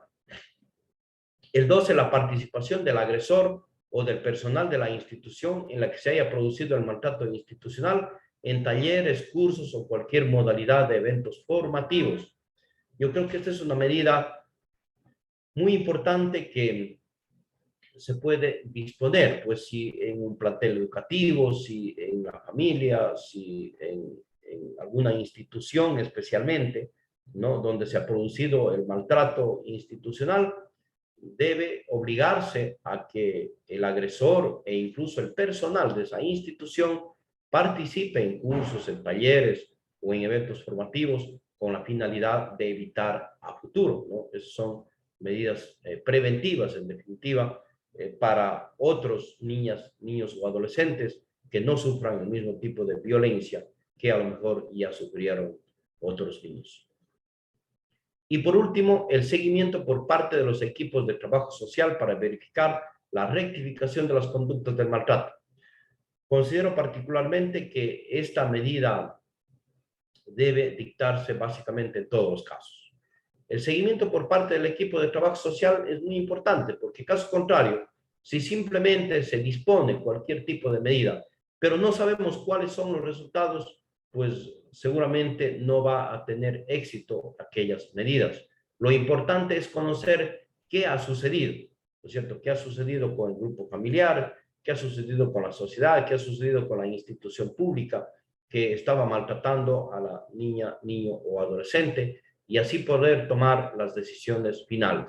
Entonces será muy importante, en definitiva, realizar el seguimiento para verificar el cumplimiento, sobre todo de las medidas de protección dadas y las decisiones que en torno a ellos se vayan a tomar de manera posterior. En casos de emergencia, dice este mismo artículo, que aporten indicios serios de agresión o amenaza contra la integridad física, psicológica o sexual del niño, niña o adolescente, o de delito flagrante, las entidades de atención autorizadas podrán ejecutar provisionalmente las medidas de los numerales 2 a la 9, 12 y 13 y ponerlo en conocimiento de la autoridad competente en el plazo máximo de 72 horas para que disponga las medidas definitivas.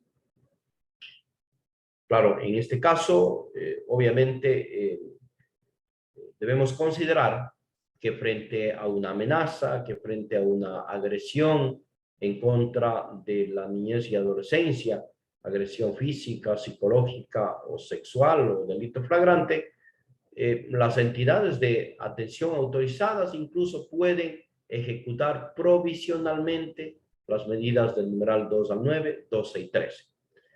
Entonces, creo que esto es importante. Recuerden, ya lo mencionaba, no solamente las juntas cantonales de protección del derecho pueden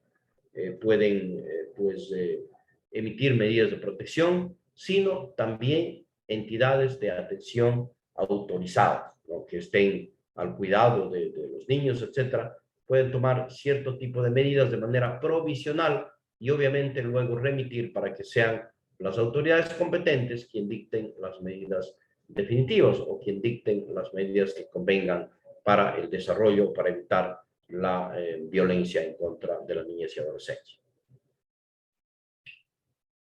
Continuando con esta clasificación, yo creo que la más importante es la que hemos dado, la que nos refiere el artículo 79 del Código Orgánico de la Niñez y Adolescencia, cuando nos habla de las medidas de protección para los casos previstos en este título y que lo hemos determinado cada una de ellas. El artículo 94 nos habla también de las medidas de protección y nos dice que en los casos de infracción a las disposiciones del presente título, los jueces y autoridades administrativas competentes podrán ordenar una o más de las siguientes medidas de protección a favor de las niñas, niños y adolescentes, sin perjuicio de las demás contempladas en este código. Como hemos visto, ya nos hemos referido a varios tipos de medidas. Y el artículo 94 nos establece ya en sí cuáles son las medidas de protección que deben tomar las autoridades administrativas o judiciales, ¿no? Pero sin perjuicio de esas otras medidas. ¿Cuáles son estos? Uno, la orden de separar al niño, niño o adolescente de la actividad laboral.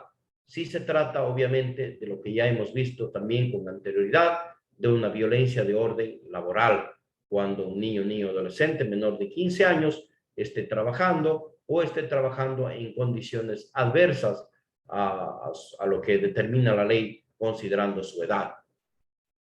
Dos, la inserción del niño, niño, adolescente y o su familia en un programa de protección, de ser necesario, dependiendo de las circunstancias, ¿no es cierto?, para establecer el programa de protección adecuado. Y tres, la separación temporal del medio familiar del niño, niña, adolescente o agresor, según sea el caso. Yo creo que esto también es fundamental, esa separación del medio familiar del niño, niña o adolescente, y sobre todo la separación del agresor, según corresponda, ¿no?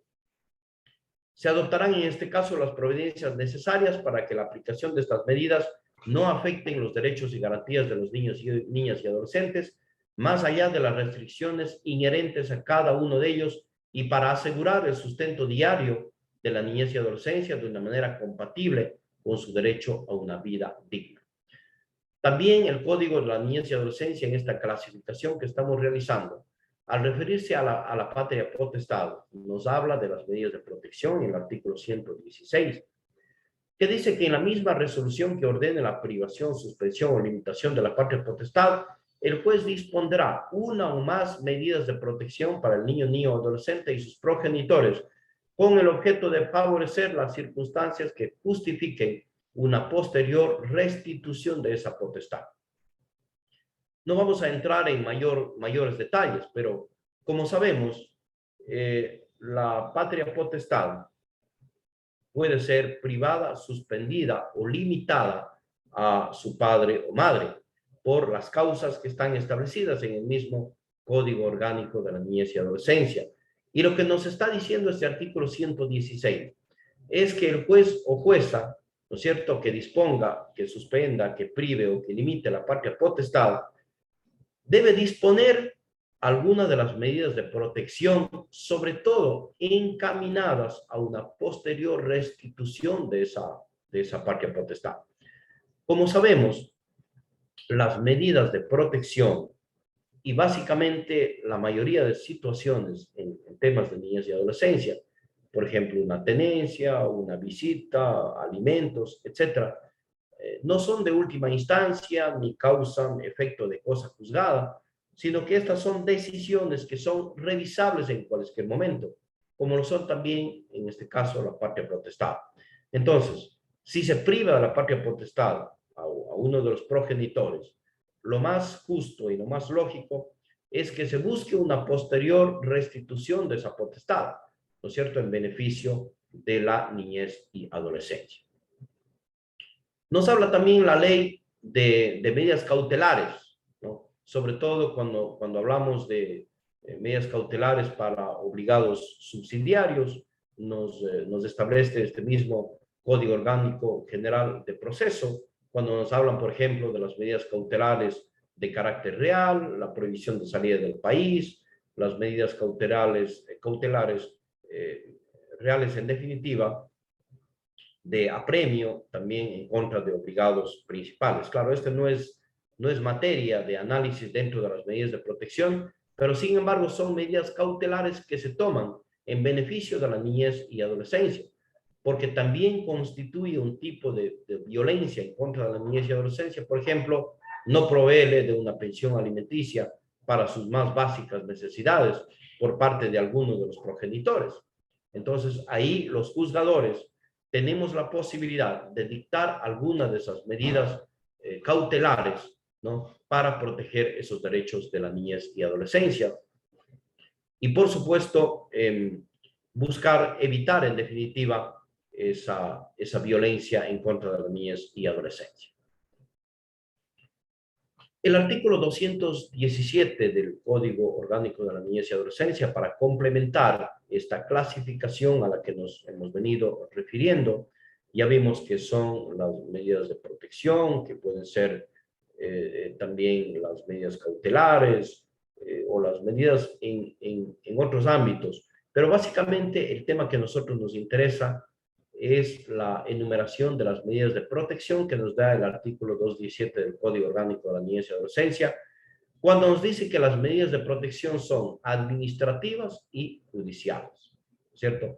Y que son medidas judiciales el acogimiento familiar, el acogimiento institucional y la adopción, y que son medidas administrativas, las que ya lo hemos mencionado y las que seguramente, llegado el momento, volveremos a analizar quizá con un poco más de detenimiento en el tema.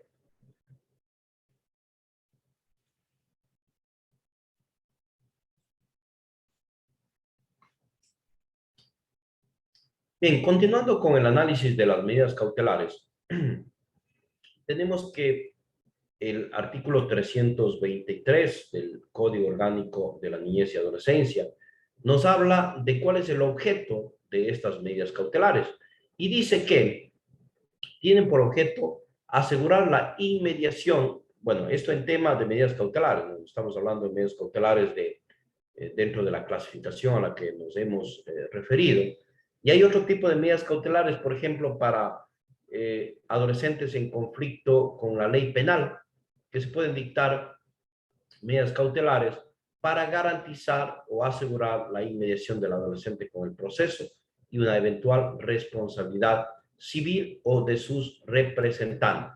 En este caso, también pueden haber medidas cautelares de orden personal y obviamente pueden haber medidas cautelares de privación de libertad, que lo determina este mismo Código Orgánico de la Niñez y Adolescencia, estableciendo incluso motivos de aprehensión para estos casos o las medidas cautelares de orden patrimonial que establece el Código Orgánico de la Niñez y Adolescencia, cuando nos invita obviamente a reflexionar sobre el tema de las medidas cautelares.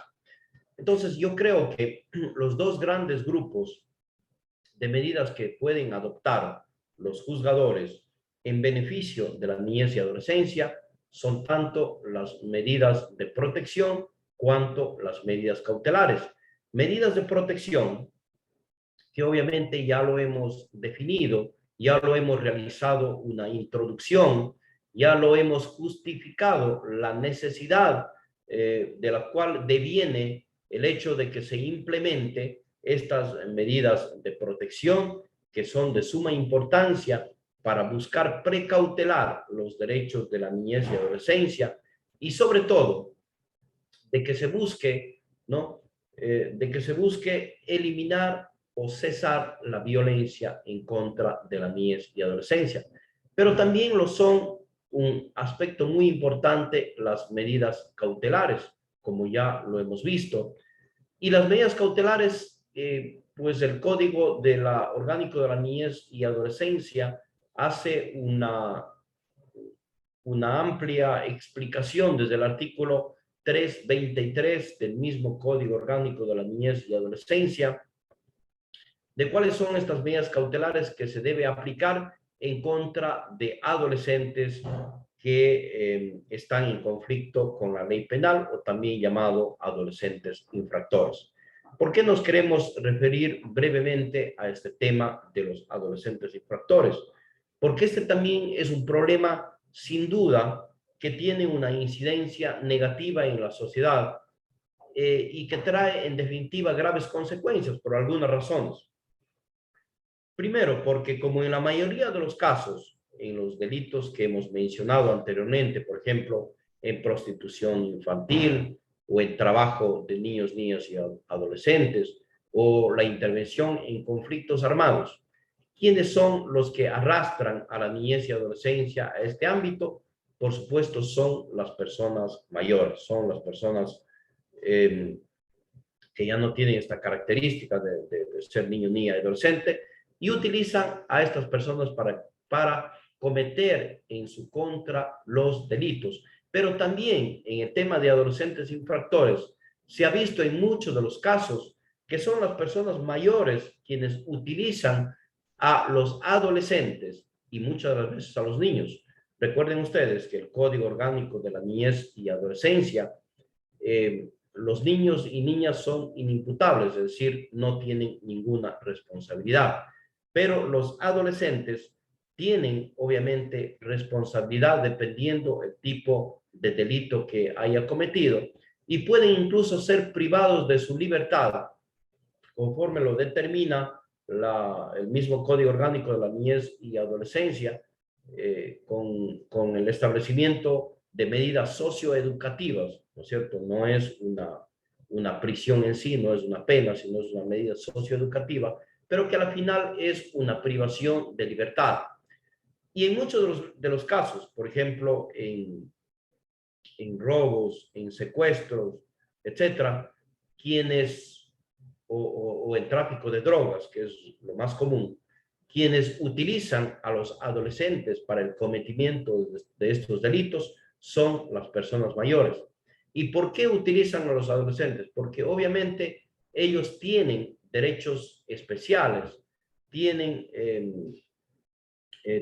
penas privativas o más bien dicho, en este caso, medidas que privan de su libertad mucho más cortas, ¿no? El máximo tiempo que un adolescente puede estar privado de su libertad por el delito más grave es de 8 años. Entonces, de esta manera, utilizan a adolescentes para el cometimiento del delito, ya que en personas mayores el delito sería mucho más grave. Entonces, la ley nunca puede, o el Estado, la sociedad, la familia, nunca puede dejar de lado a los adolescentes que tengan conflictos con la ley penal o a los adolescentes infractores que hayan cometido algún tipo de delito. Y por ende, el Código Orgánico de la Niñez y Adolescencia hace una consideración especial en todos los casos, tanto para las medidas cautelares cuanto para las medidas socioeducativas que deben dictarse finalmente al emitir una sentencia. Entonces, de ahí es que las medidas cautelares que se dictan pueden ser de orden personal, como ya se dijo, que es, por ejemplo, la permanencia del adolescente en su propio domicilio con vigilancia que el juez así lo disponga, o la obligación de someterse al cuidado de una persona o entidad de atención que informarán regularmente al juez sobre la conducta del adolescente, o la obligación de presentarse ante el juez con la periodicidad que éste ordene, así como la prohibición de ausentarse del país o de la localidad que lo señale el juez o juez, así como la prohibición de concurrir a lugares o reuniones que lo determine el juez o jueza, la prohibición de comunicarse con determinadas personas que el juez señale, siempre que ello no afecte su derecho al medio familiar y a una adecuada defensa, y la privación de libertad en los casos excepcionales que se señala en esta misma ley.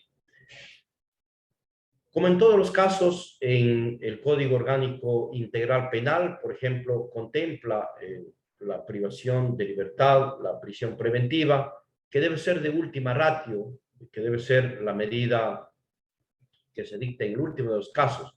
De la misma forma, para el caso de la niñez y adolescencia, ¿no? Y sobre todo en estos casos de medidas cautelares de orden personal, pues la privación de libertad debe ser excepcional y debe plantearse únicamente cuando sea absolutamente necesario y no en cualquier caso, teniendo sobre todo en consideración que deben protegerse y precautelarse los derechos también de la niñez y adolescencia que está en conflictos con la ley penal. Ahora bien, ahí también existe un tema que digamos es bastante conflictivo cuando tanto el agresor como la víctima son adolescentes, ¿no?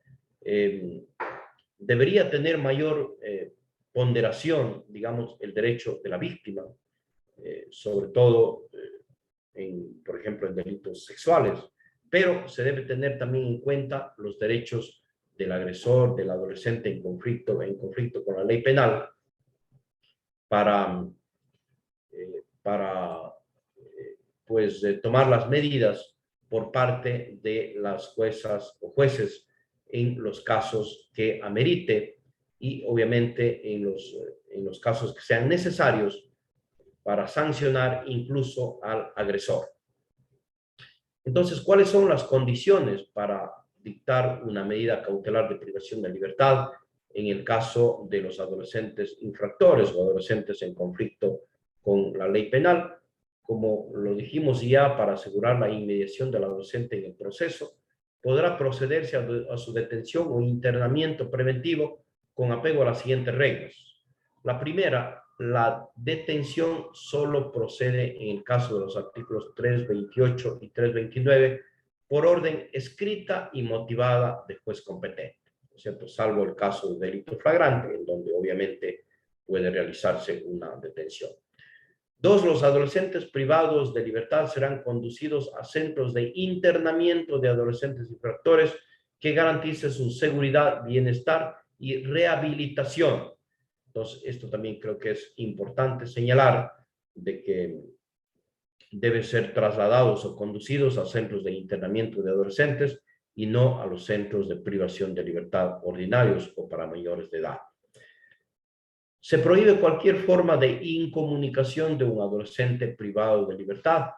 Creo que esto no aplica solamente para adolescentes, sino también aplican para todas las personas. La Constitución de la República garantiza también ese derecho a no ser incomunicado. Ninguna persona constituir un derecho, en definitiva, un derecho constitucional. El otro tema es que en todo caso de privación de libertad se deberá verificar la edad del afectado y en caso de duda se aplicará la presunción del artículo 5 y someterá a las disposiciones de este código hasta que dicha presunción se destruya conforme a derecho. ¿Cuál es esa presunción que determina el artículo 5 del Código Orgánico de la Niñez y Adolescencia? Que si, por ejemplo, se va a privar de libertad a una persona y éste dice que es niño, hasta que obviamente no se pruebe lo contrario, es decir, que es un adolescente, se deberá entender pues que que no tiene ninguna responsabilidad y así tratar. Entonces, cuando haya la duda entre si es niño o adolescente, se presumirá que es niño. Y cuando haya la duda de si es entre adolescente o mayor de edad, se presumirá que es adolescente. Esto, obviamente, hasta cuando esa presunción se destruya conforme a derecho.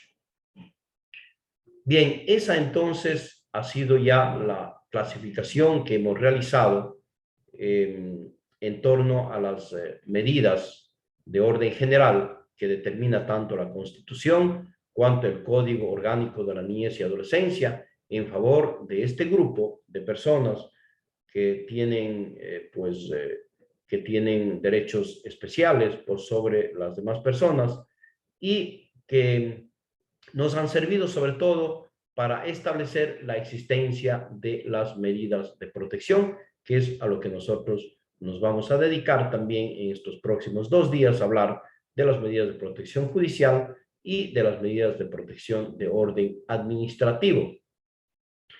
Para, en definitiva, ver la importancia y sobre todo cuál es el trámite, cuáles son la forma de sustanciación, ¿no?, de las medidas, sobre todo de protección judicial.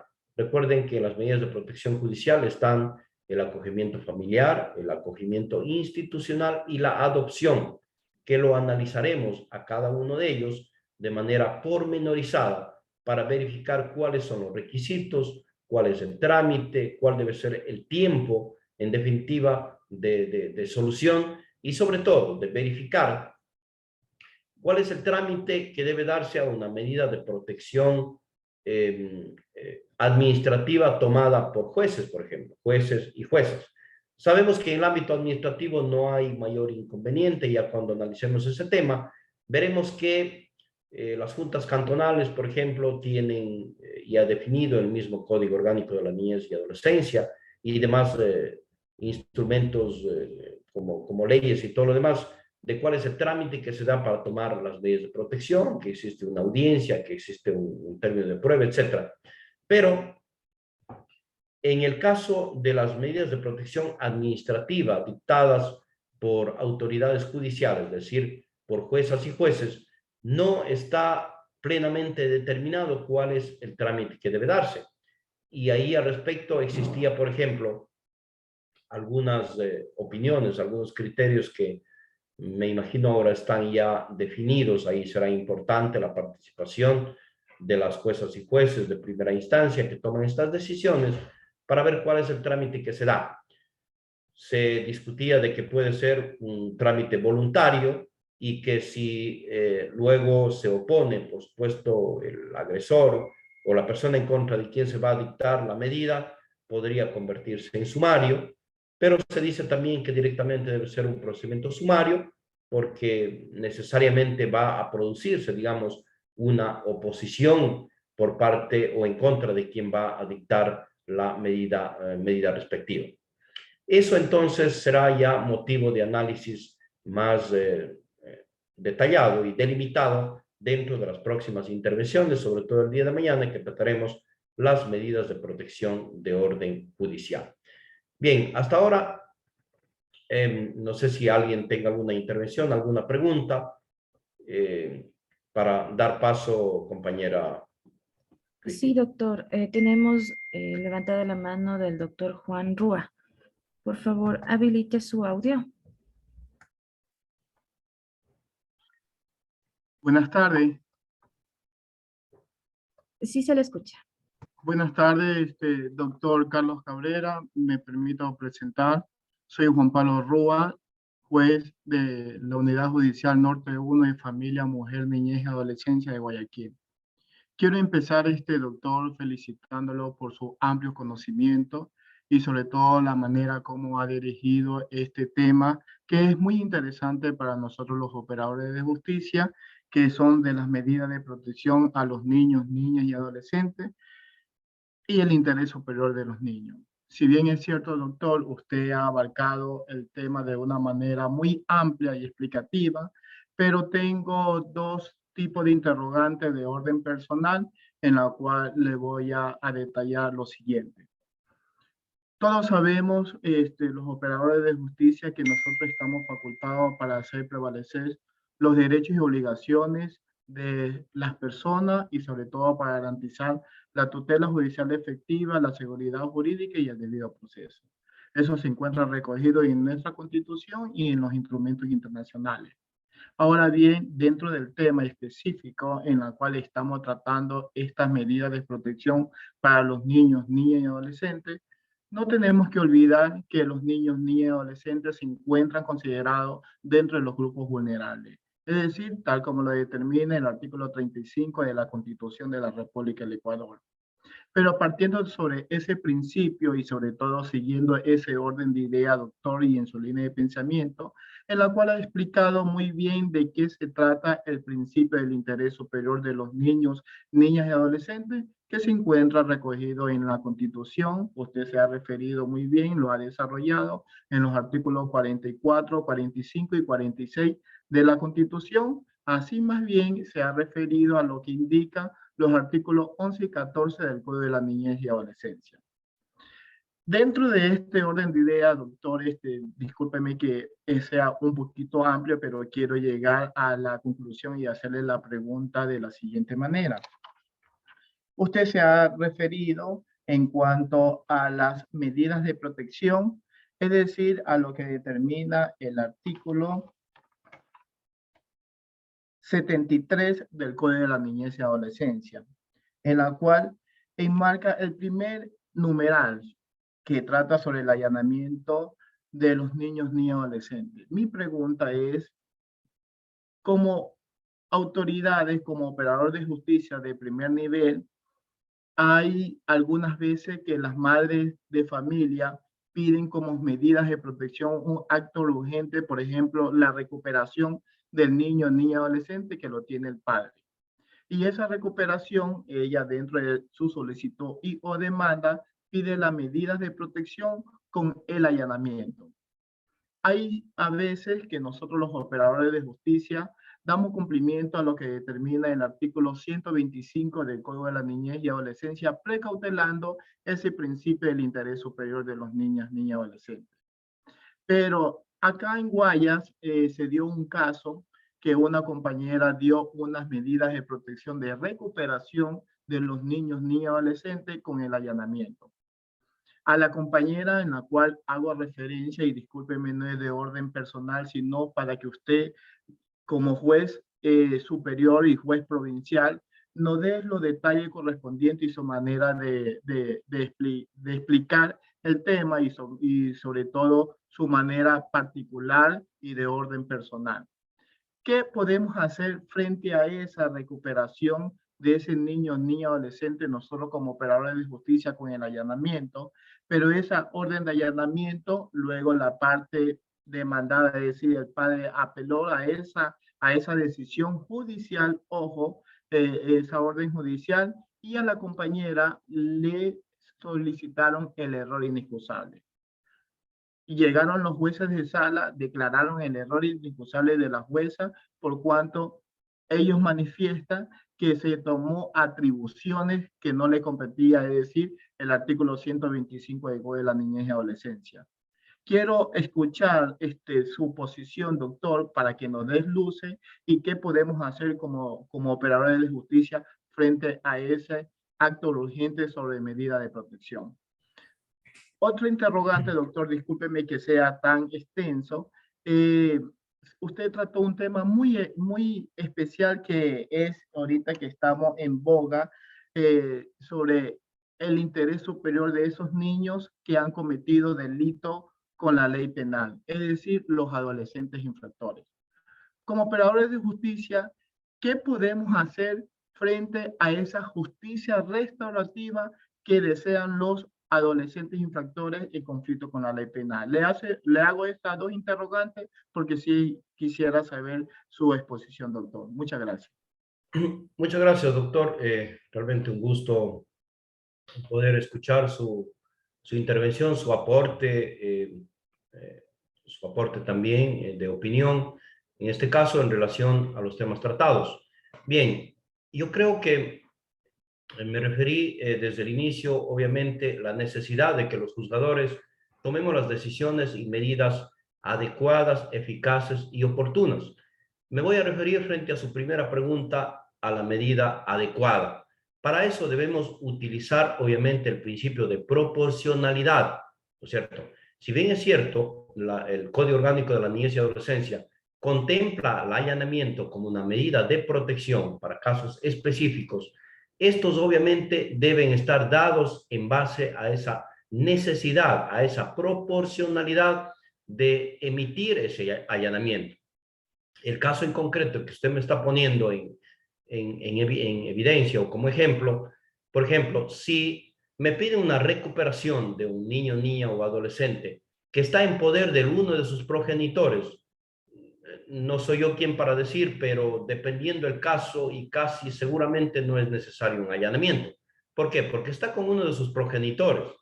Probablemente no será necesario ni siquiera aplicar el artículo 125, es decir, para ordenar la inmediata devolución al niño con la utilización de la fuerza pública. Porque, por la misma razón, porque está en poder de uno de sus progenitores. ¿En qué casos yo utilizaría el allanamiento? Por ejemplo, me denuncian que el niño desapareció y que probablemente está en una casa X, que a lo mejor es de un secuestrador. Es obvio que ahí amerita de manera inmediata el allanamiento de ese domicilio. Entonces, obviamente no se puede abusar, ¿no es cierto?, de este derecho para simplemente por cualquier situación que alguien me pida ya otorgarle un allanamiento de ese lugar porque podría violentar derechos. Claro, no comparto mucho la idea de que el tribunal haya calificado como un error inexcusable, porque sin embargo esta es una medida que está dentro de la ley, es decir, la jueza o juez que dictó el allanamiento no se ha inventado la existencia de un allanamiento, está contemplado, lo dimos a conocer, lo leímos dentro del Código Orgánico de la Niñez y Adolescencia y todos lo conocemos su existencia, pero, insisto, acá habrá que ver sobre todo la proporcionalidad para ver si procede o no un allanamiento y quiero insistir en esto.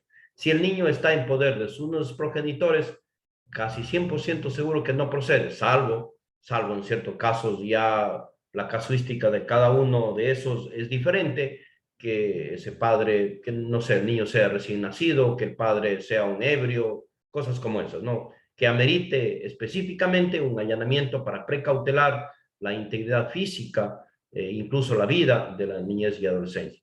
Pero sobre todo en temas de secuestro, de prostitución infantil,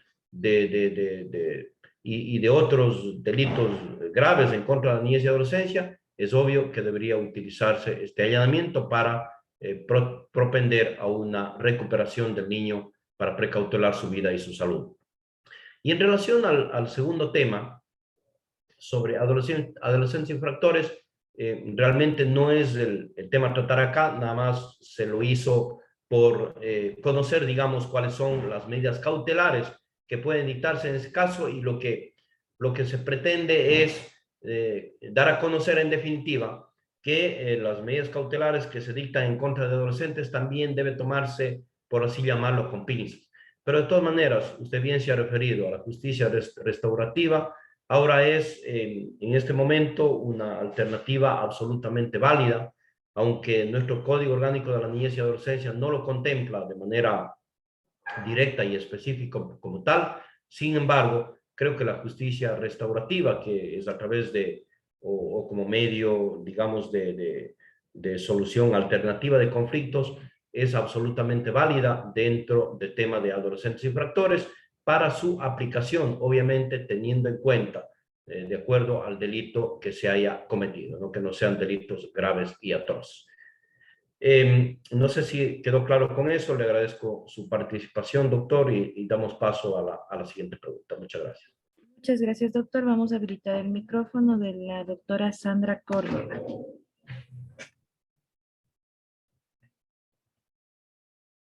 Doctora, ¿puede habilitar su audio?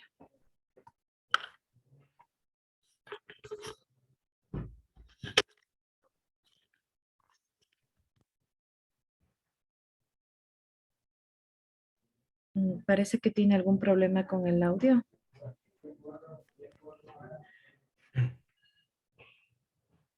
Sí, bueno, si no existe más intervenciones, no sé, parece que existe una última ya para despedir el día Sí, de hoy. doctor. Vamos a habilitar el micrófono del doctor Luis Labre. Eh, Gracias, buenas tardes, doctor Carlos.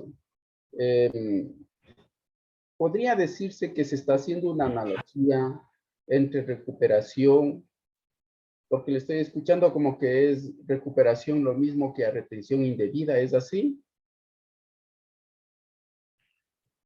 A ver, la recuperación puede darse por una retención indebida, sí, pero la recuperación también puede darse por varias otras causas. Es decir, la retención sería una causa de la recuperación, pero no la única. Podrían haber, obviamente, otras causas más para pedir la recuperación. Claro, porque el artículo 121 del CONA refiere a la recuperación del niño y el artículo 125 refiere a lo que se está tratando, a la retención indebida. Y por eso era mi pregunta, doctor.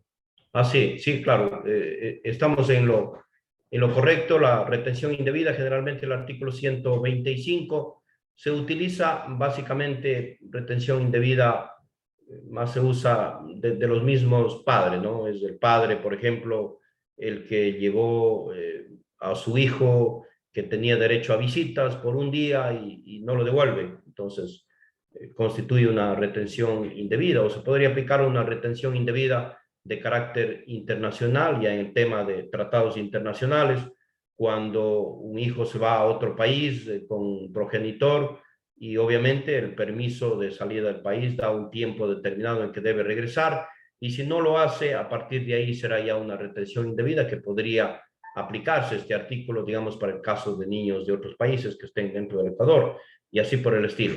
El artículo 125, pero obviamente los demás artículos o la legislación, en este caso, podría hablarse cuando hablamos de medida de protección con allanamiento. Obviamente estamos en casos ya del cometimiento también de delitos que deben investigarse. Gracias, doctor. Bien, muchas gracias. Entonces, de mi parte, quisiera agradecer a todas y todos por haber prestado atención a este tan importante tema. Agradecer nuevamente a la Escuela de la Función Judicial. Ha sido un gusto. Buenas tardes de mi parte a todos. Cristina, le doy paso a usted. Muchas gracias, doctor. Agradecemos por su colaboración y a todos nuestros participantes les informamos que el día de mañana podrán conectarse a este curso con los mismos datos que ingresaron a esta sala Zoom. Igual enviaremos a sus correos electrónicos nuevamente la información para que puedan ingresar el día de mañana. Gracias por su participación y que tengan una buena tarde.